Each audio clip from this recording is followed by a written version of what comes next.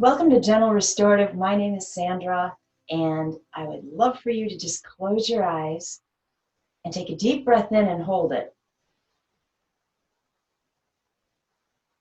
Okay, let it go.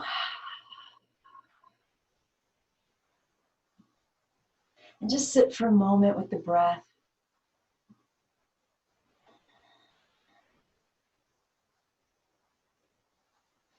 So we're the theme started out about indulgences. It kind of morphed as my thoughts tend to do. They take different paths and lead me in different directions. So we're going to kind of end up talking about Mara. Don't worry if you don't know who that is yet, because that's kind of the point of the theme, right? But in speaking about indulging, I want you to restrict your breath for a moment. Keep it super shallow. I want it to feel like, yes, I want more air, but I'm not going to take it.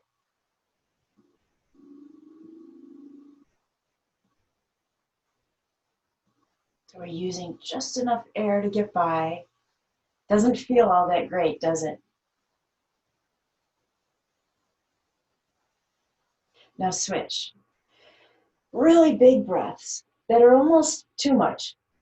Let it go. Deep breath in. Kind of like when you go to the doctor and they're like, take a deep breath, and you start to feel a little lightheaded. It's not the right kind of deep breath, is it? One more. So this is overindulging. And then just be. Just be. Find a middle ground, happy space in between.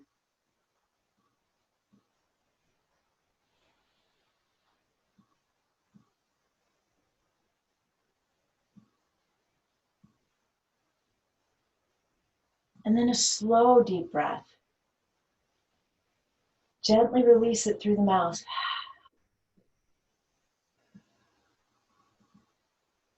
Perfect. Take the arms all the way up. Exhale the palms to the heart in fur pose. And then set your intention for your practice.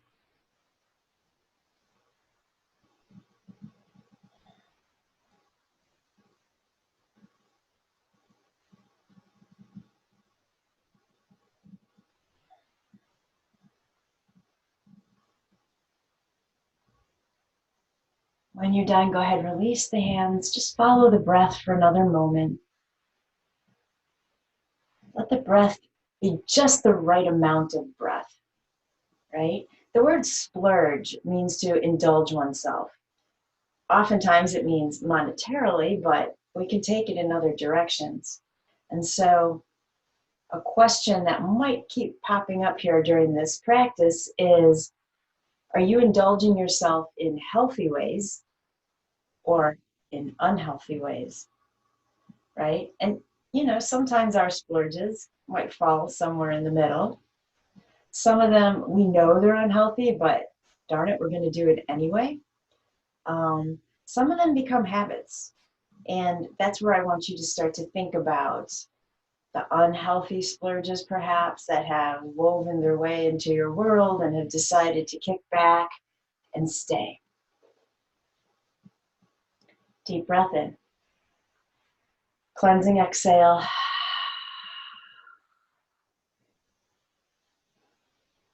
Perfect. So I want you to take the arms up and then let them drop forward just a few inches. Normally this would be our inhale, but here I want it to be the exhale. So let's take the deep breath. Exhale. The inhale, I want you to pull the arms way back, chest forward. Now you can see why this is the inhale, right? Exhale, arms reach up just a little bit forward. Keep going, follow your breath, not mine.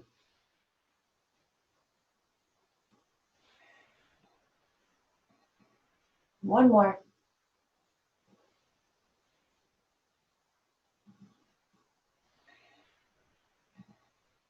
Perfect. And then take both arms straight up. That right arm is going to bend. The hand drops behind you. Left hand on the right elbow. And let's gently stretch this out a little bit. Can you sit up straight? Pull the stomach in. Is the head being forced forward to get the arm there. You know what, if it is, you might take the arm a little bit more off to the side. So typically, right, Gomukhasana, the hand is coming straight down. But if you need to move the hand over a little bit so the head is not being pushed forward, that might be more comfortable. And it'll also keep the neck in better alignment.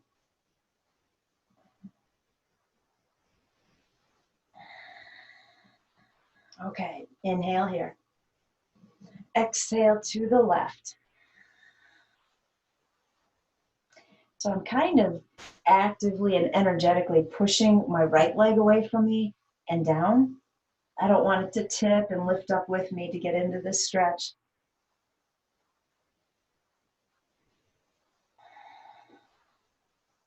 And then when you get to an inhale, come back to center. Let's gently switch the arms.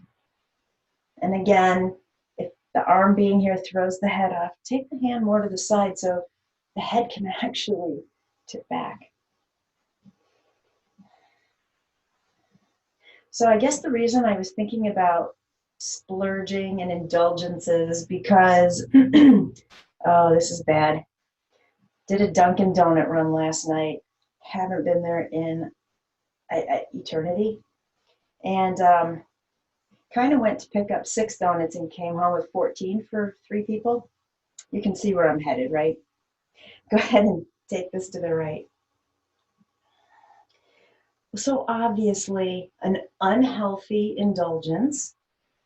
It would have been a balanced indulgence had I eaten just 1 donut. But those of you who know me well know that is not what happened.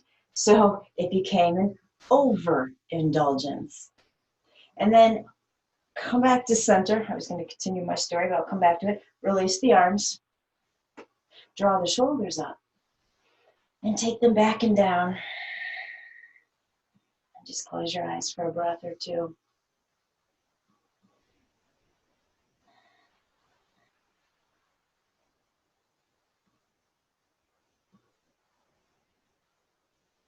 And then, you know, since we did Gomukhasana with the arms, perhaps the legs might want to turn. I know it's not everybody's favorite pose, but we'll give it a shot. Have a prop nearby if you have anything, even just a sweatshirt. So I'm going to move my right leg out of my way. Left leg stays bent, but if you grab the left foot coming around under the right leg, you can just slide that leg over so that the knee is aiming forward. And then I'm going to take this top leg and bring it up on top. So in this pose, we're trying to get the feet to move out to the sides. We're trying to line up the knees. And we are trying, there's a lot of trying in this pose, to sit on both sit bones. So if this threw you off to the left, the right glute isn't even touching the ground, I want you to back out of this pose a little bit. Maybe that means bring the leg in or slide the foot over, but this is why we have a prop here. If this knee doesn't want to rest on the other one, put something else there so that we're not hanging in limbo. All right, find the way to sit in this pose that's right for you. Let's take the hands to each foot as though you're just gently pulling them out to either side. Maybe it's just an energetic movement. And then sit up tall, close your eyes. So what I was about to say is a healthy indulgence would be, I dropped my son off at my dad's yesterday to do yard work. I left for an hour and a half to take something to my mom, came back, they hadn't started the yard work. They had decided instead to sit there and talk sports. So that's a healthy indulgence, right? Donuts? Yeah, not so much. So in Buddhism, there is an encouragement to avoid self-indulgence, but to also avoid self-denial. So again, healthy balance. Okay, I know you're all loving this pose, so let's find our balance and switch legs. Lean back, gently untangle. If you need to stretch the legs out for a moment, go ahead, especially if that was tough on the hips. You want to bring the hips back into a closed position. When you're ready, right leg on the bottom, get the knee facing forward first. It's the easiest way to align this pose, and then see what happens. You never know. This side might be completely different. When you feel like you're in the alignment that's right for you, grab both feet, try to stretch them off to either side, and then sit up and close your eyes.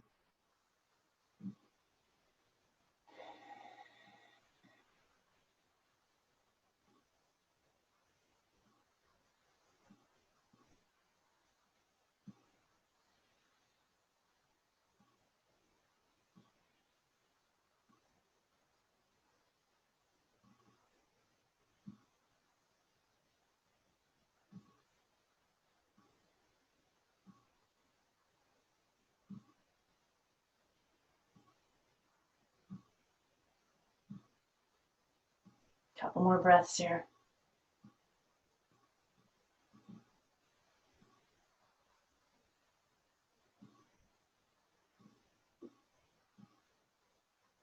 All right, let's take the hands behind us so we can tip back. Unravel the legs. Stretch them out in front of you.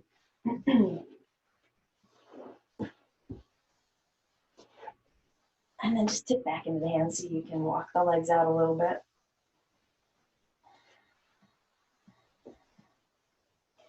And why don't we set up our first restorative pose? That'll make the legs and hips happy. So if you have a blanket or a pillow or something you can put behind you, I'm going to roll my blanket so it's a neck roll. Excuse me.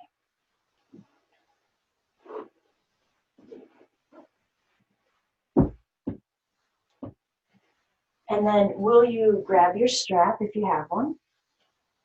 Go ahead and put a loop in it. Give you a second there. So when we're talking about overindulgence, and then its opposite, self-denial, can you see how both lead to suffering, right? And we don't have to stay in that place of suffering, right? We can find the balance. In fact, we can also overindulge the mind. For example, when we dwell or lament about something that we want but we can't have, that is a continual cycle of mental suffering. But we don't have to go to that extreme. Could we find the balance, which would be, can I set intentions that will manifest into something achievable? That's a positive outsource of energy. Okay, while you're thinking about that, go ahead and put your legs through that loop you made. I'm going to start to tighten this, not completely, but it was too big for me to deal with. I want it up around the thighs. And then grab a block or whatever else you have handy. That's going to go between my bent knees. You see all the clearing of the throat today? That is my throat chakra. I'm not happy about the donuts that it ate yesterday, for sure. So block is between the knees. Now I'm going to tighten. I want my legs to feel like they're glued together, and I don't have to work to hold them in this pose. I don't have to work to squeeze on that block to keep it there. Once I have all that set up, go ahead and lay back. Find your pillow or your neck roll. Oh yeah, that's good. Whew. You might even take the feet just a little bit wider than the hips, and then close your eyes.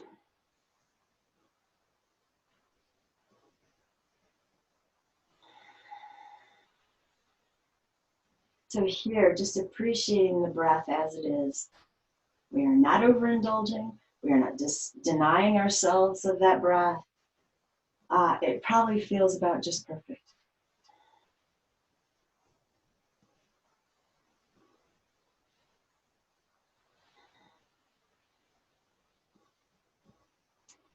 So while you're hanging out here, happy as can be, I thought we would chat about Siddhartha for a moment, because remember I told you that when I started thinking about splurging and indulgence, my train of thoughts kind of went off to Mara. So Siddhartha, if you don't recognize the name, Prince Siddhartha is who eventually transformed into Buddha, right? And if you think about Siddhartha's life starting out, he was a prince. He had everything he could possibly want. He was overindulged, right? Anything he needed was at his fingertips. And as the story goes, it wasn't until he actually ventured away from his palace domain and saw somebody for the first time homeless and starving that he realized there was suffering in the world. And so that's when he gave up all of his indulgences, his wealth, his home, and he left to find enlightenment. Now, on his path, he thought that he had to go to the other extreme. He actually stopped eating and almost starved to death, thinking that if other people were starving, he should starve as well. But he then realized, of course, that he was of no help to anybody if he's not around. And so he found a balance that, yes, I can eat a bowl of rice and that can sustain me. I'm not overindulging and I'm not in denial either. So that is a great story of indulgence, balance.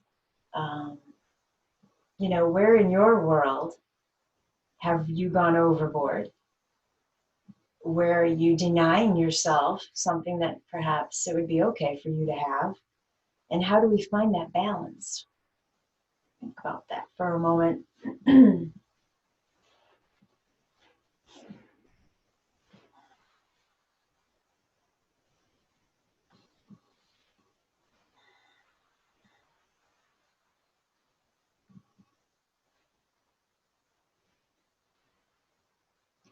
I just kind of had a funny thought since I had to kick my dog out of here before we started. You know, greyhounds take up a lot of space. We have two of them. And the kids keep asking me for a third. See, that would be an overindulgence of greyhounds. I have the perfect balance right now.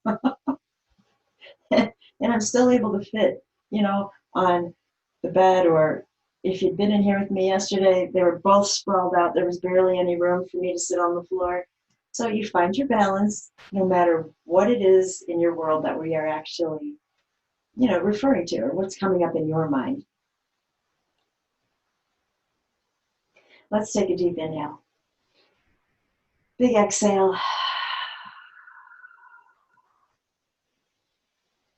And then go ahead and draw the stomach muscles and use the core. Pull the low back down so that you can slowly pull both knees in towards you. I'm going to move that block. I think I'll just keep the strap here for a moment. I'm just going to hang on to it and then go ahead and straighten both legs up. And so you really can use that strap to hold the legs in place.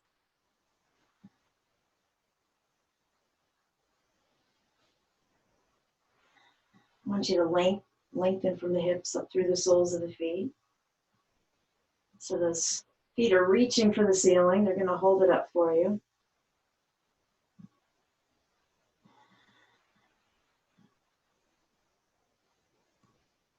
And then I'm assuming your strap is kind of loose too, since we took the block out from between our legs. I'm going to go ahead and slide that strap up to just behind the calves.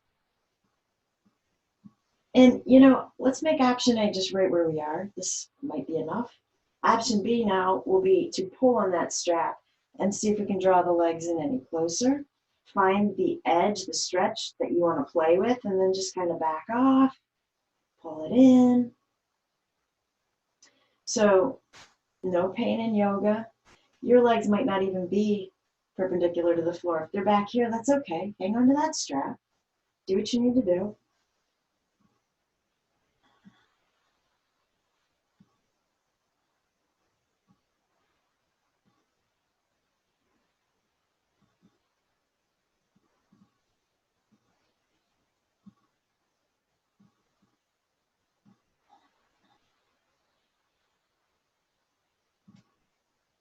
And then slowly bring the legs to center. And as I bend the knees, I'll be able to slide the strap off. Set it to the side, feet to the earth. Hip distance apart. And then can we lose the prop that's under the head and neck? I really don't like to do bridge with something under the head. So go ahead and set your alignment. Draw the low back down, slide the shoulder blades down, arms alongside you. Do the fingers just graze the backs of the heels? That would be about the right distance for the feet. If they can't come in that close to you, that's okay, right? All right, when you're ready, push the feet into the earth, slowly lift the hips up. Feel the back of the neck lengthening down towards the mat. And take your focus to the parts of the body that are touching the earth. I want you to imagine that you can feel the earth's support, that the energy of the earth is almost like your witness. I am here for you. And that is going to tie into our story later. Couple more breaths. Good job. Slowly release down. Supine pigeon. Right ankle over that left thigh. You might wiggle that left foot to the right just a little so it's more centered. Set the alignment. Keep the left foot on the ground, but the right foot flexes, knee pushes away. I'm going to make this option A. You will know if the next move is right for you or not. Option B is going to be to come up into a one-legged bridge with the right leg in pigeon. So how do you know if this isn't right? Well, first of all, if you start to come up and the back thinks this is too hard or too much work, don't do it. It's not worth it. There's not enough gain here. Secondly, if you come up and you can't keep the hips level, one hip wants to rise and do the work, and it could vary. If you can't level out the hips, I'd also rather you not be right here. What you could do, if you really want to try this, but it's not working for you, grab a block, put it underneath the sacrum, lower medium height, and hang out in a supported one-legged pigeon bridge. Whew, that was hard to say. So you have a lot of options. We're not going to hold this super long. Breathe.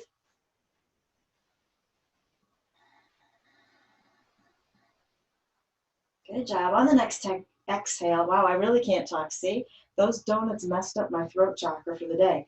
Go ahead, come on back down. Now lift that left foot off the mat and hug everything in.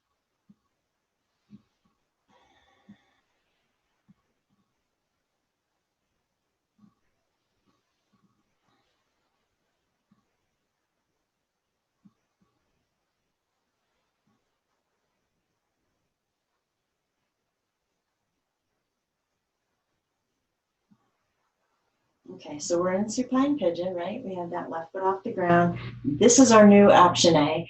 Option B is going to be to straighten that left leg up towards the ceiling, both feet are flexed.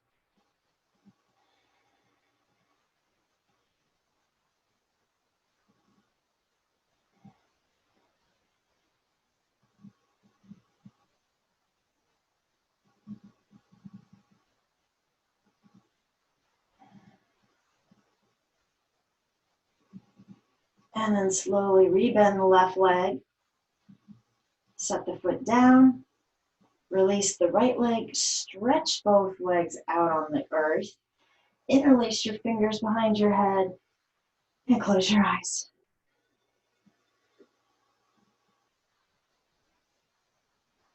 The breath is perfect. Muscles soften here. Perhaps a slight smile on your face.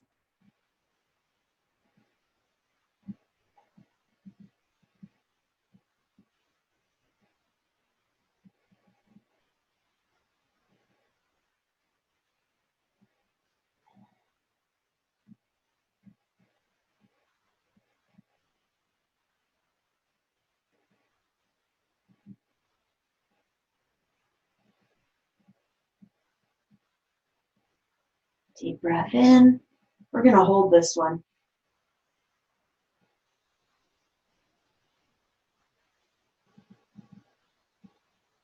Huge exhale.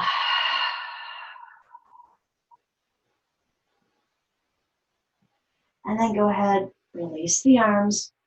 Replant the feet, setting up for bridge.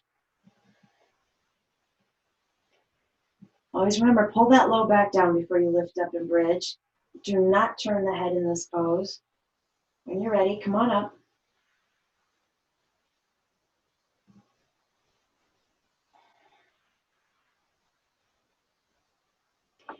You know, the first time we came up in bridge, we were talking about the earth's vibration, the earth being there to support you. Can you imagine that you can feel the earth actually lifting up underneath you? You can feel it against your back, your glutes, the back of your thighs, and it's holding you here in this pose.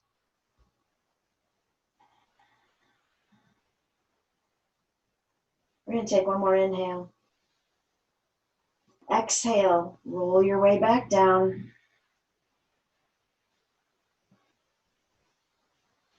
I'm going to wiggle the right foot over to the left an inch or so as the left ankle comes up on top of that right thigh. Keep the legs here. Now, you decide, this is option A. Option B, if you can keep the hips level, go ahead and lift up into this pigeon bridge. And again, if you want to, take a block, slide it underneath you to help you out in this pose.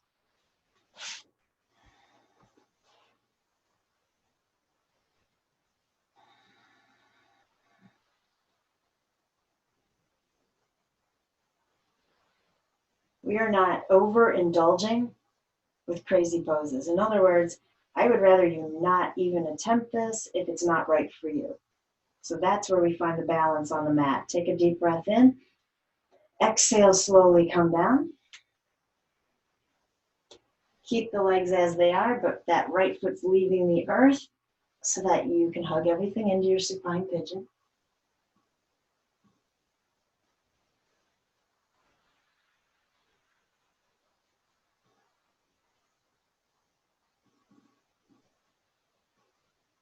This is our new option A. Option B, go ahead and straighten that right leg.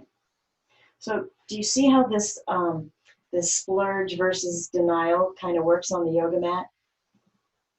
You don't need to do poses that aren't right for you or are too hard. However, I also don't want you denying yourself the privilege of attempting something just because you think it looks too hard. Does that make sense? I always go back in my head to this yoga class about, it must be like 10 years ago, where I was teaching headstand, and a woman said she didn't want to do headstand, and I said, is that because it's not safe for you, or because your mind says you can't do it? And she says, well, I've never tried one. I'm too old. And so then I asked her how old she was, and she happened to be my age at the time. And I said, well, then I guess you're not too old. And I said, I'm right here for you. I'm going to stand right next to you. She went up in the headstand. She came down and she looked at everybody and she's like, did you see me? Did you see me? And that was so exciting. So don't let the mind deny you from a pose. You let your body deny you if you know that you shouldn't be doing it. Does that make sense?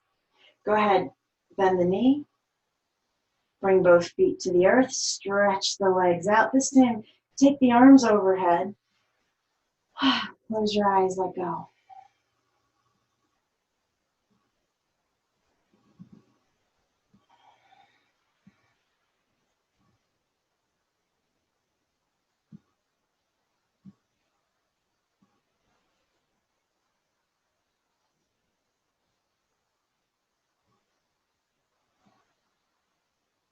And actually, you might recognize that story from my book. That was pivotal to me. It really was. It was such a blatant and valid example of how our mind holds us back because we think labels have importance, right? We are not too old to try something. That's the wrong excuse, but man, that story stayed in my head. I can see it clear as day, and those of you who know me know I have a really bad memory. So if I can see it clear as day, it was very important, a very important lesson, life lesson. Okay, let's go ahead and roll to a side. See, I got off on a tangent. I want to talk about Mara. So if you're familiar with Buddha's story, he's seeking enlightenment, right? And he sits underneath the Bodhi tree. And he sits there in meditation for quite a long time. Go ahead and come on up. We're setting up another restorative pose. So for a moment here, I'm going to pause the story. Grab your bolster if you have one. If you don't, I'm sure you have something nearby that can serve the same purpose. And if you don't, guess what? You don't even need it. So come onto your stomach. I want to tip my bolster up on its edge and get my arms over it So this is actually a supported Sphinx pose. You should be able to just relax and let go here. If your bolster is too high for your low back, knock it down, right? And so if you don't have a prop, then let's just come to a very casual Sphinx pose. And what I mean by casual is don't worry about the forearms being parallel. You could just hang out right here, let the head drop. If you maybe don't have a bolster, but you have a block, the forehead could rest right on that while you're hanging out here. So you can make this pose what you need it to be, working with the props you have. I'm not, of course, ever advocating that you have to run out and pay money for props that you just don't think you're going to use. So grab whatever's nearby, get comfortable, and close your eyes. Okay, so anyway, let me go back to my story here. The word Mara means destruction. Mara is typically recognized in many cultures as being a demon. Don't get that confused with the word devil. That's two different concepts, and they are quite different actually. So Mara is one of the earliest non-human creatures to appear in Buddhist literature. Mara, as a source of destruction, how do I say this, is a reminder that we have passions that snare us and delude us. So Mara feels that while Buddha is sitting under this tree meditating in hopes of reaching enlightenment, Mara feels that the title of enlightenment should be his. So he appears and tries to distract Buddha from his meditation. You know, he conjures up all sorts of images. Just think for a moment, when you're in meditation, how many images pop into your head that can distract you, right? So, for instance, last night, had I been meditating, donuts would have been moving through my head, and they totally would have distracted me, right? Because I got up and I drove to Dunkin' Donut. How many distractions do we have? We have a lot, right? Your cat or dog could come rub up against you. That would be a pleasurable distraction. You would probably pick up your hand and reach out and pet your little friend. So many things can be a distraction. TikTok came into my head. You know, there's been a TikTok challenge of people surprising their spouse while they're on Zoom meetings in an unconventional way, let's just say. So distractions are everywhere. So Mara starts throwing all these distractions at Buddha. Pleasurable distractions, not so pleasurable, monsters of sorts. And as Mara's yelling that, enlightenment should be mine, his little monster soldiers are yelling on his behalf that we bear witness to Mara. And so Mara yells out to Buddha, who bears witness for you? Like, who would speak up for you that you should have the title of enlightenment? And so Buddha then reaches and touches the earth. And that's very significant, especially if you see statues of Buddha sitting under the tree, right? One palm or one hand reaching and touching the earth. The earth speaks up and says, I bear witness for Buddha. And that's all that's needed. And that's why I wanted you to really feel the earth connection, that the earth was rising up to support you, especially in bridge pose, that, we just have support in so many ways that aren't visible to us if we remember to rely on them.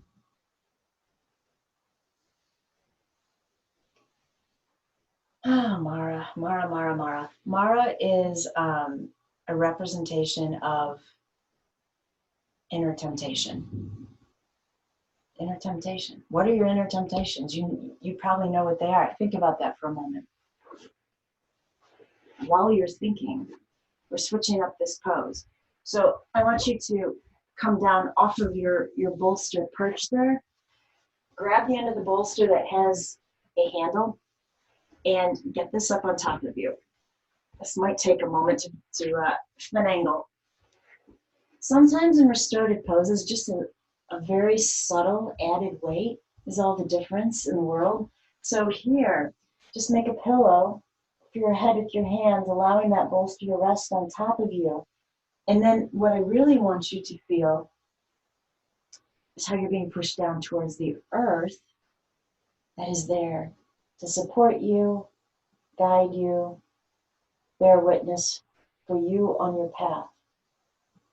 And if you think about it, isn't that what we're doing every single day? Every single step we take on our life path has a connection to the earth. And while we can't hear the earth saying, I bear witness for you, in essence, isn't that what it's there for? We share a vibration with the earth, recognize that it's there to support you, not hinder you.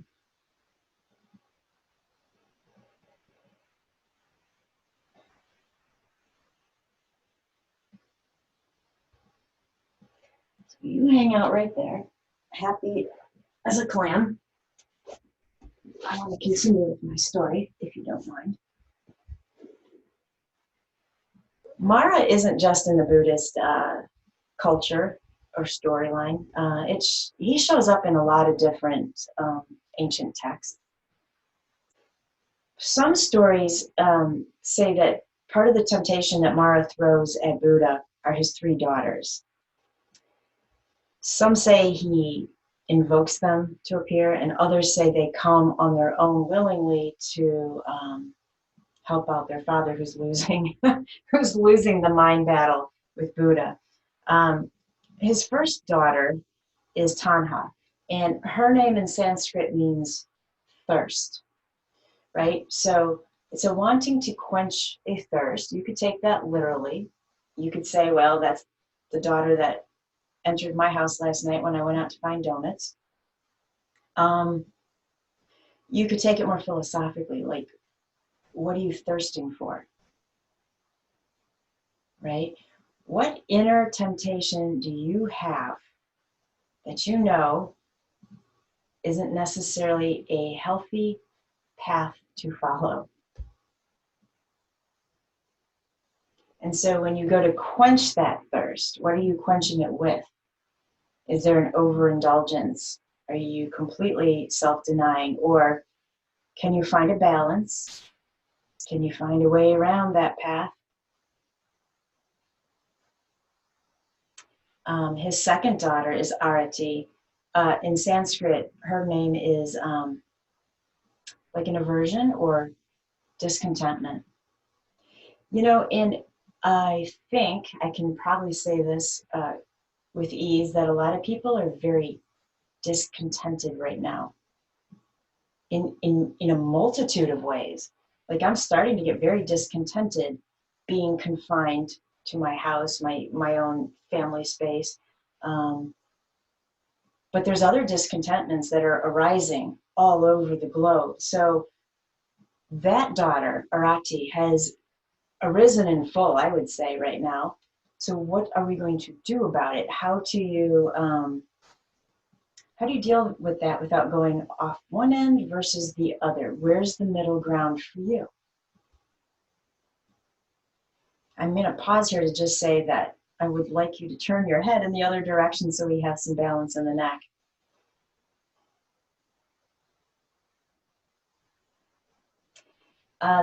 Mara's third daughter is Raga, and her name in Sanskrit has to do with attachment, greed, passion,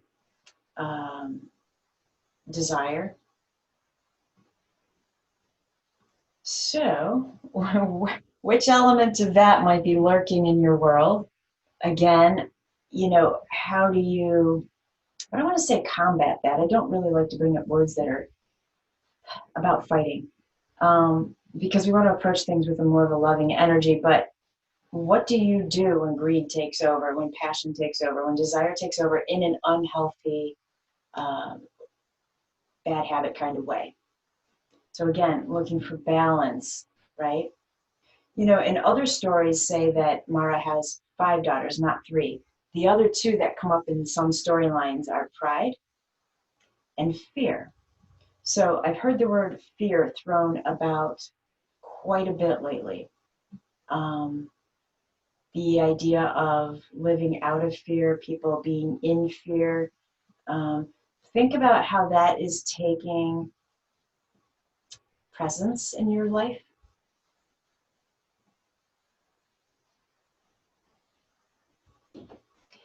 The other interesting thing about that word popping up a lot lately is I keep hearing, and this is going to sound funny because this is a mantra that I toss out there a lot. Live from a place of love, not a place of fear, right? Teach your yoga from a place of love, not a place of fear. Somebody mentioned to me the other day that the people who are quarantining are living from a place of fear. And I've heard that a lot, and I think it's really interesting. As a person who is quarantining, I am actually not doing it out of fear. I'm doing it out of a choosing to stay safe. It actually isn't a fear element. I'm not scared to walk outside. I'm not scared to venture into the store to grab a gallon of milk. It is a choosing to stay safe, keep my family safe, keep people around me safe. I do think a lot of people are choosing to lock down from fear, but I caution you, if that is your premise, that is not a blanket statement. Yeah, that's where that tangent felt like going. Take a deep breath. But man, I found a great quote. I can't wait till we get to it. I feel like I'm like holding it back from you, but wow, it just is so applicable really to Mara and to what's going on in the world. But I'm going to leave you hanging. You're going to have to wait as we progress through this. So go ahead and get the bolster off of you. Let's find a baby cobra here. And, you know, I'm going to leave it up to you if you want to come up higher. My back really, really feels like it needs to this morning. So I'm going to hang right here. If you want to stay low, stay low. Couple of deep breaths.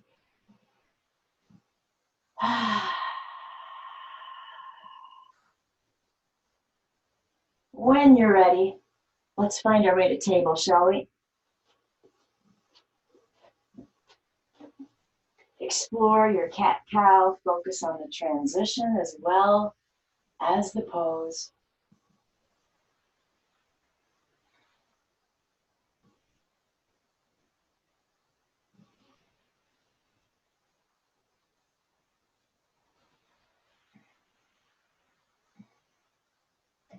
And when you're ready, I want to come to downward facing dog. So tuck the toes, walk this out.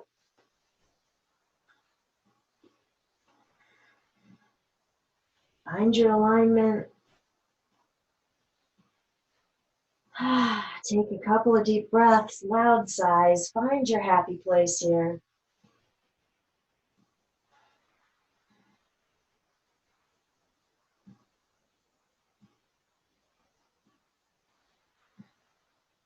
And then let's bring this down to Balasana, child's pose. So I will be taking this into twisted child's pose. So I'm just telling you that in case you decide you want to grab your bolster and be supported, that we will be moving. But what you could do if you're not thrilled with child's pose is get your blanket and put it behind the knees so you're not coming down quite as far. And that's totally fine. That'll work for our twisted child's pose.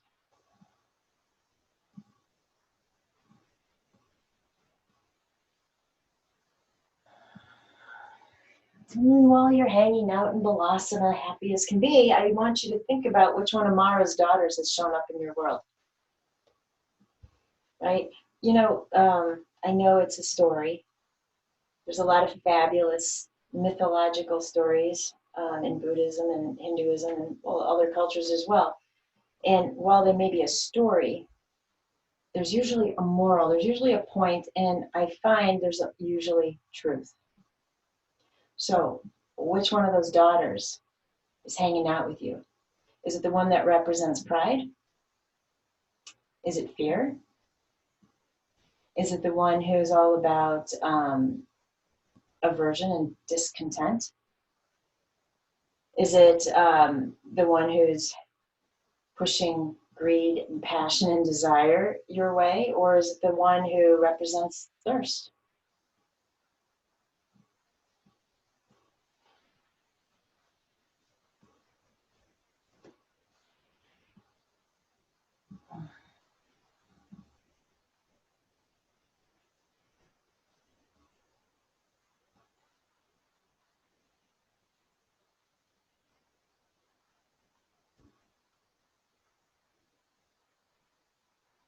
Let's go ahead and walk the hands to the right, twisted child's pose.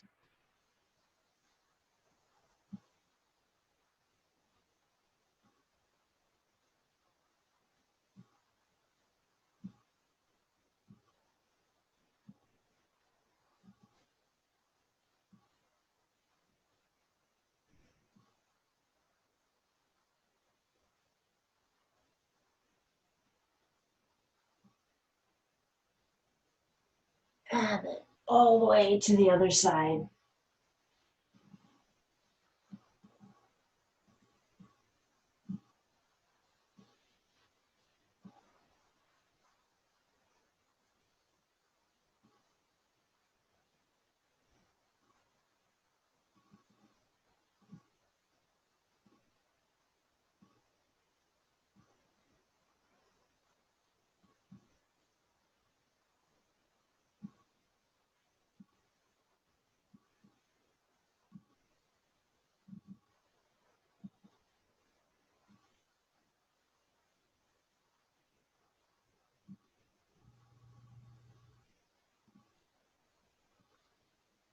Perfect. Go ahead and make your way to center and then walk the hands in towards you.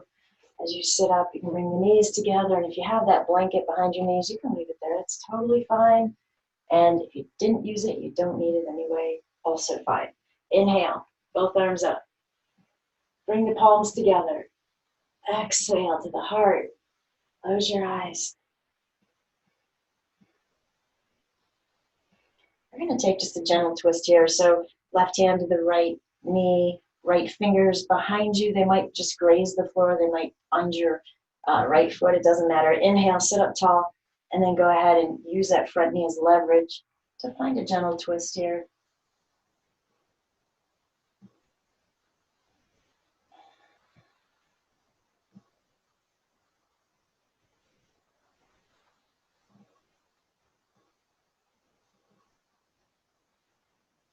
Wait for your exhale to come back to center. Switch the arms. Pause on the inhale. Exhale, twist.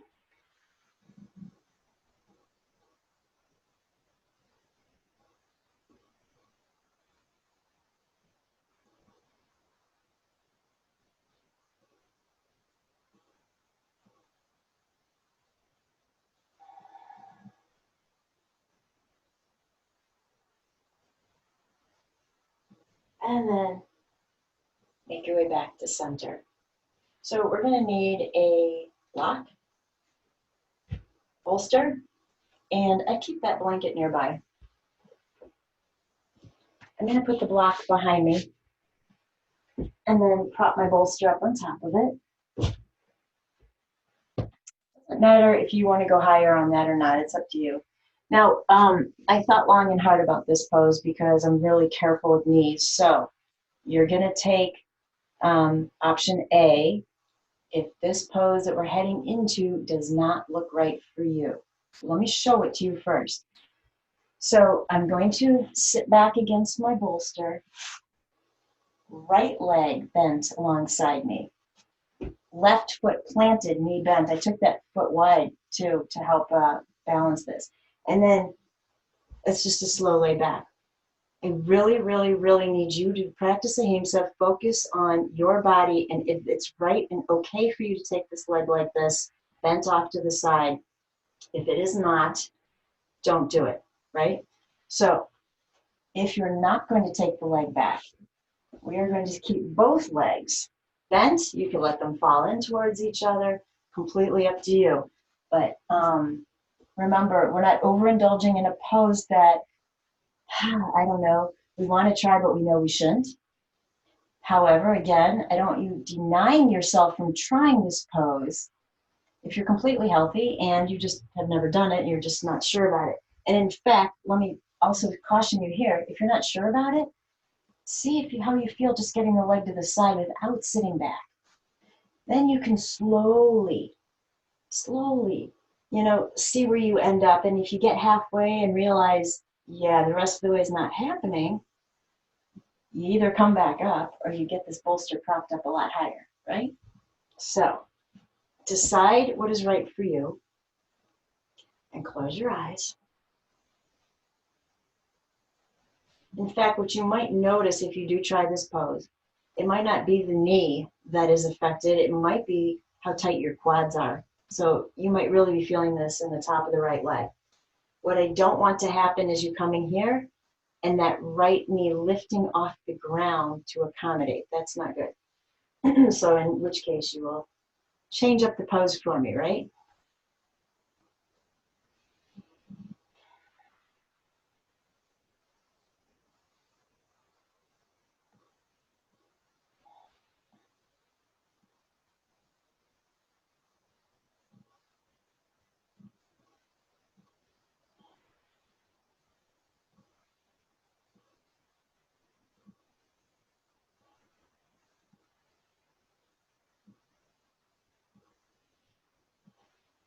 If you have that right leg tucked next to you, and you're not one of my yogis who doesn't like to touch their own feet, you can take that right hand and massage that foot out a little bit if you want to.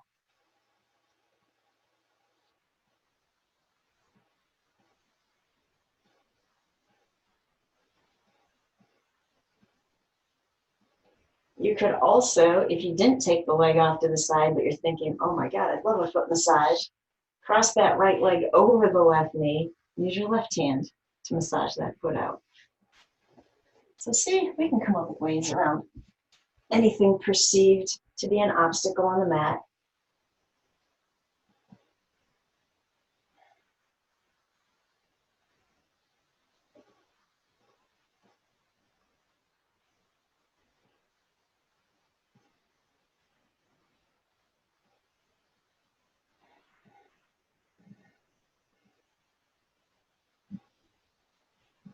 When you're ready, strong breath in, loud sigh.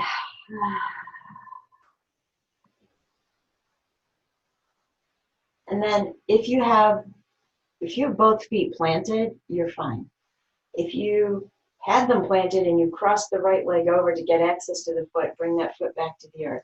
If you have the leg tucked alongside of you, I need you to get your hands to the mat, slowly push yourself up as you tip into that left hip so you can free that leg.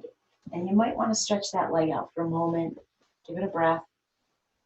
That might have been a lot on the right ankle, keeping it flat like that. So you might want to rotate the right ankle, little circles.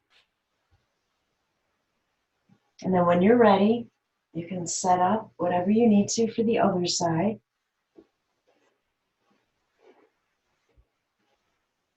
Slowly lay back, especially if you took the leg off to the side.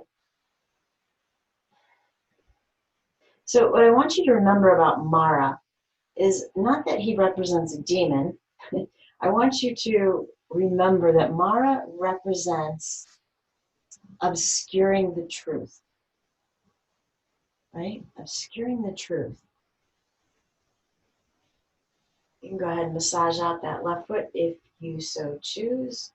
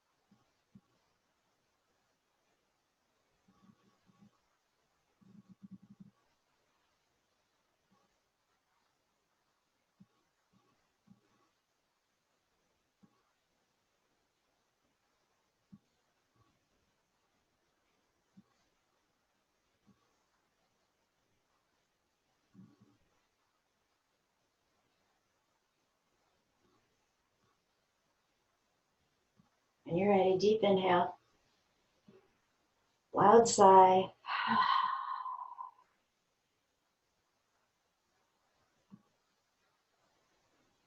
And again, I need you to slowly come out of your pose wherever you're in it. Stretch out both legs, and then we are going to lay back. Stay where we were with the upper body. But stretch both legs out on the mat. I want you to let the ankles fall wide. So toes on both feet are reaching outward. Keep that active. And then soften.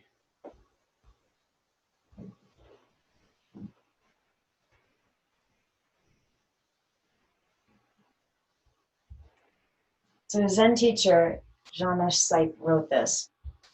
Mara symbolizes the entire existence of unenlightened humanity. I mean, I could stop right there. That's like almost enough to take in, right? Mara symbolizes the entire existence of unenlightened humanity. That's all of us, by the way. Mara saturates every nook and cranny of life. He's everywhere. His daughters are everywhere. Mara's most effective weapon is sustaining a climate of fear, whether the fear be of drought or famine or cancer or terrorism. So you see, it comes back to what I was saying about this might be a story, but Mara represents a truth that is in existence everywhere. And as a yoga theme, what I want you to think about is when Mara and his 3 or 5 daughters walk on into your space, what do you intend to do? And I want you to think about that with the concept of splurging healthily, right? When Mara's daughter walked in last night and said, "You want donuts?" it would have been a much better decision to go get one. It might have maybe a better decision to just eat one. So think about that. If Mara is everywhere, Mara is totally in your world, in your life, in your house, Mara is not to be feared. Mara is a reminder that something is obscuring you from your truth. That's all.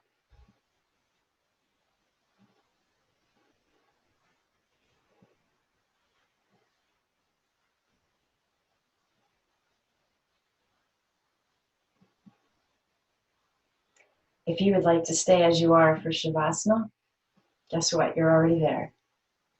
If you would like to change up how you're laying or where your props are, then take a moment and do that, and then settle back into your space.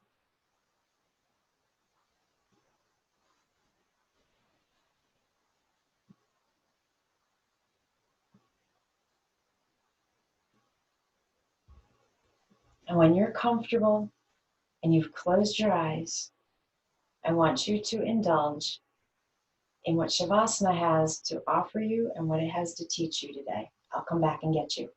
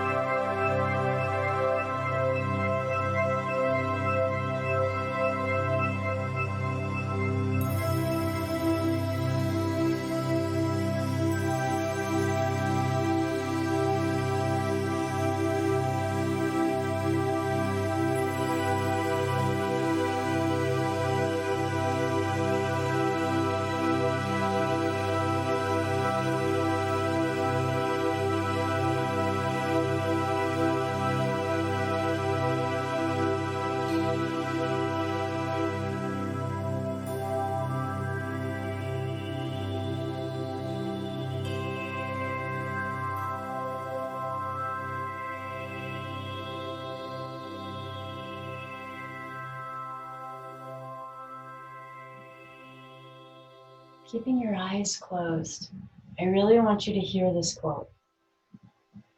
It's by the same person, Zen teacher, Shamash Sahib. She wrote this about Mara.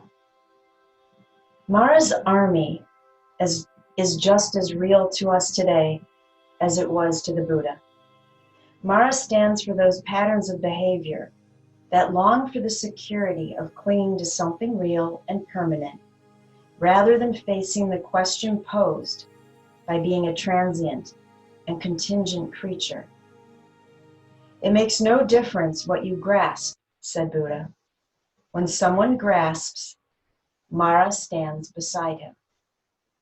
The tempestuous longings and fears that assail us, as well as the views and opinions that confine us, are sufficient evidence of this.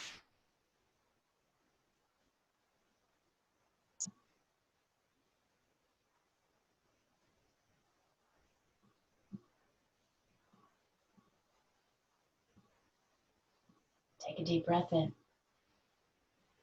Let it go.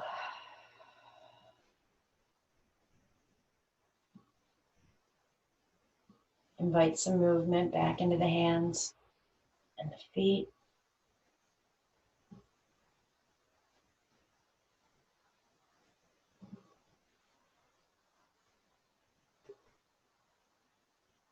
And then very gently roll to a side.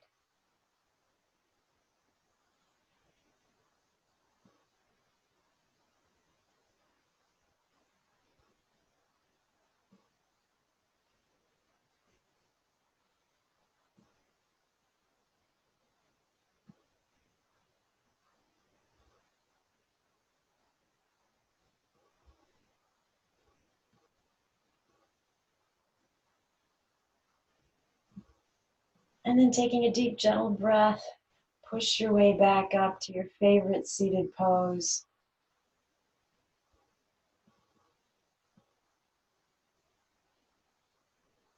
Surrounding yourself with peace and stillness and love and balance.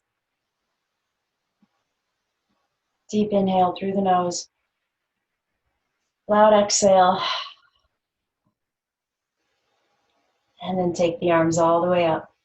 Bring the palms together and release the hands home to your heart in prayer pose. The light in me bows to the light in you. And when I'm in that place in me and you're in that place in you, then we become one. Namaste.